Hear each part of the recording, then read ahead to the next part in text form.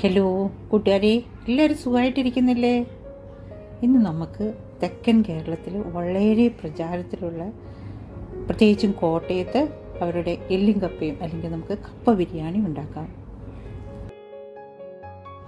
പക്ഷേ ഇന്ന് തെക്കൻ കേരളത്തിൽ മാത്രമല്ല, മലയാളി എവിടെയുണ്ടോ അവിടെ എല്ലാം ഉണ്ട് കപ്പ ബിരിയാണി. അപ്പോൾ 3 ഭാഗങ്ങളായിട്ടാണ് നമ്മൾ കപ്പ ബിരിയാണി ഉണ്ടാക്കുന്നത്. ആദ്യം നമ്മൾ എല്ലോട് കൂടിയ ബീഫ് അല്ലെങ്കിൽ മട്ടൺ, അല്ലെങ്കിൽ അതൊന്നും ഇഷ്ടമില്ലാത്തവർക്കാണെങ്കിൽ ചിക്കൻ എടുക്കാം. അതൊന്ന് കറി വെച്ചെടുക്കുകയാണ്. സാധാരണ നമ്മൾ ഉപയോഗിക്കുന്ന പോലെ തന്നെ ഇഞ്ചി, വെളുത്തുള്ളി, കുഞ്ഞുള്ളി, സവാള, കറിവേപ്പില ഇതെല്ലാം ഇട്ട് വഴറ്റി അതിലേക്ക് വേണ്ട മസാലകൾ, മുളക് പൊടി, മല്ലിപ്പൊടി, മഞ്ഞൾപ്പൊടി, ഗരം മസാലപ്പൊടി, കുരുമുളക് ഇതെല്ലാം ഇട്ട് വഴറ്റി വേണമെങ്കിൽ ഒരു തക്കാളി കൂടി ചേർത്തിട്ട് നമ്മൾ ഈ കറി വേവിച്ചെടുക്കുകയാണ് ചെയ്യുന്നത്. നന്നായിട്ട് മൂത്ത് വരണം. എല്ലാ കറികളെ പോലെ തന്നെ നമുക്ക് പച്ച ചുവ ഉണ്ടാകാതിരിക്കാൻ വേണ്ടി നന്നായിട്ട് മൂപ്പിച്ച് അതിലേക്ക് എല്ല് കൂടിയ ബീഫാണ് ഞാൻ എടുത്തിരിക്കുന്നത്. അത് നമ്മൾ വേവിക്കുകയാണ്. 2 കിലോ കപ്പയ്ക്ക് ഏറ്റവും കുറഞ്ഞത് 1 കിലോ എങ്കിലും വേണം ബീഫ് അല്ലെങ്കിൽ എന്താണെങ്കിലും പിന്നെ മാംസമാണ് നമ്മൾ എടുക്കുന്നത്. അത് ഞാൻ അതിലൊരു തക്കാളി കൂടി ചേർത്തിട്ടുണ്ട്. അതുകൊണ്ട് പ്രത്യേകിച്ച് വെള്ളമൊന്നും ചേർക്കുന്നില്ല. പക്ഷേ ഞാൻ പറഞ്ഞില്ല, പല സ്ഥലങ്ങളിലും പല രീതിയിലാണ് ഉണ്ടാക്കുന്നത്. ചിലർ ജസ്റ്റ് ഈ ബീഫ് ഇഞ്ചി മസാല പേസ്റ്റും കുറച്ച് ഉപ്പും ശകലം മുളക് പൊടിയൊക്കെ മാത്രം ഇട്ട് വേവിക്കും, മസാലകളൊന്നും ചേർക്കാതെ. അങ്ങനെ വേവിച്ചിട്ട് പിന്നീടാണ് മസാല ചേർക്കുന്നത്. പക്ഷെ ഞാനിവിടെ ആദ്യം തന്നെ അത് കുക്ക് ചെയ്യുകയാണ്. ഇനി നമുക്ക് വേണ്ടത് ഇതിലേക്ക് വറുത്ത് ചേർക്കാൻ വേണ്ട തേങ്ങയാണ്.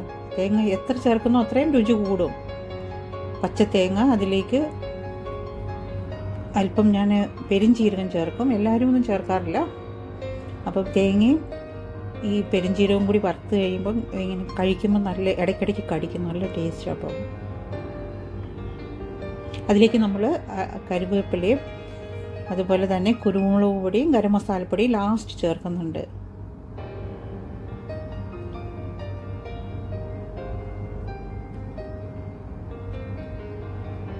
ഇവിടെ നിങ്ങളൊരു ടിസ്റ്റ് കണ്ടോ? കറിവേപ്പില എവിടെ നിൽക്കുന്നത് കണ്ടോ? അടുക്കളയ്ക്കകത്ത് വളരുന്ന കറിവേപ്പാട്ടോ ഇത്. അഹങ്കാരം കൊണ്ടല്ല, അവിടെ വെളിയിൽ അത്ര ചൂടാണ്, ബാൽക്കണിയിലൊന്നും വെക്കാൻ പറ്റില്ല, അതുകൊണ്ടാണ് കേട്ടോ.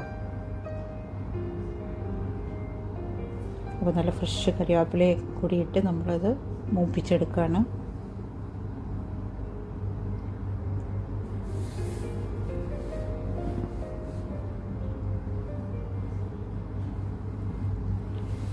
ഇത് മൂത്ത് വന്നു കഴിഞ്ഞാൽ നമ്മൾ പിന്നെ കപ്പ വേവിക്കാം. ഈ സമയത്ത് അടുത്ത സ്റ്റൗവിൽ നമുക്ക് കപ്പ വെച്ച് വേവിക്കാം. ഞാനാണെങ്കിൽ കപ്പ 2 പ്രാവശ്യം തിളപ്പിച്ച് ഊറ്റുന്ന ആളാണ്. നിങ്ങളൊരു പ്രാവശ്യം ഊറ്റുന്നുണ്ടെങ്കിൽ കുഴപ്പമില്ല, അതിനധികം സമയമില്ല. വേവുന്ന കപ്പയാണെങ്കിൽ വേഗം നായി കിട്ടും. കപ്പ കഴുകി നമ്മൾ ചൂട് വെള്ളം ഒഴിച്ച് നമ്മൾ ആദ്യം ഒന്ന് തിളപ്പിച്ചാൽ അതിൻ്റെ വെള്ളം ഞാൻ കളയും. അങ്ങനെ ചെയ്യണമെന്നില്ല, എല്ലാവരും ചെയ്യാറില്ല. പക്ഷേ അങ്ങനെ ശീലിച്ചത് കൊണ്ട് മാത്രം അങ്ങനെ 2 പ്രാവശ്യം തിളപ്പിച്ച് ഊറ്റും. ഞാൻ പറഞ്ഞില്ല, 2 കിലോ കപ്പയ്ക്ക് ഏറ്റവും കുറഞ്ഞ 1 കിലോ എല്ല് ബീഫ് വേണം. രണ്ടാമത്തെ തവണ തിളപ്പിച്ചതിലേക്ക് ഉപ്പും കുറച്ച് മഞ്ഞൾപ്പൊടിയും കൂടി ഇട്ട് വേവിച്ച് നന്നായിട്ട് കപ്പ കുഴഞ്ഞു പോയി കഴിഞ്ഞാൽ അത് മൊത്തത്തിൽ ഒരു വെള്ളം പരുവത്തിലായി പോകും. അപ്പം കപ്പയ്ക്കൊരു കറക്റ്റ് വേവിൽ നമ്മൾ എടുക്കണം. കുത്തി നോക്കിയാൽ അതൊന്ന് ജസ്റ്റ് പൊട്ടുന്ന പരുവത്തിലാകുമ്പോഴത്തേനും, അങ്ങനെ പൊളന്നു വരാൻ വെയിറ്റ് ചെയ്യരുത്. അപ്പോൾ അതിലേക്ക് നമ്മൾ വേവിച്ച് വെച്ച കറിയും ഈ തേങ്ങ വറുത്തതും കൂടി നമ്മൾ ആഡ് ചെയ്ത് നന്നായിട്ട് ഇളക്കി യോജിപ്പിക്കണം.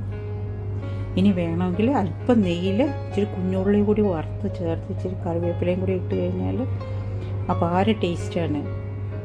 അപ്പോൾ എല്ലാവരും ഇന്നോ നാളെയൊക്കെ ആയിട്ട് ട്രൈ ചെയ്യണം. ഇഷ്ടപ്പെട്ട് കഴിഞ്ഞാൽ അത് ഷെയർ ചെയ്ത് കൊടുക്കണം. അതുപോലെ തന്നെ നമ്മുടെ ചാനൽ സബ്സ്ക്രൈബ് ചെയ്യണം. ഓക്കെ, അപ്പോൾ thank you so much for watching.